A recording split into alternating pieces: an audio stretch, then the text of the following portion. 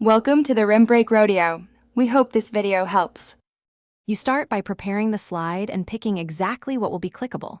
Select the text box, image, or shape now because the link attaches to the selected object. Once selected, right-click the item or press Ctrl plus K to open the Insert Link dialog. This step matters because it determines how users perceive and access the link. Text behaves differently than an icon. Make sure the object is visible and sized appropriately. Otherwise, people may miss the link when presenting. Now you decide where the link goes and what it shows.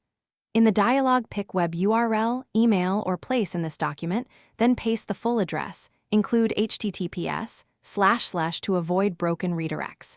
If linking to a slide, pick the specific slide number for precise navigation. Edit the display text so it reads clearly and add a screen tip. This gives users context when they hover. Once done, click OK to commit. This prevents accidental links to the wrong destination. Finish by testing the link in slideshow mode. This ensures it behaves exactly as your audience will experience it.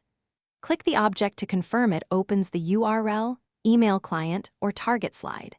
If it fails, recheck the URL formatting, confirm internet access, and verify that file links use absolute paths when sharing. For internal links, make sure you didn't renumber or move slides after creating the link. One quick troubleshooting tip: reapply the link if you change the object or. Thanks for watching. Consider subscribing if we helped you.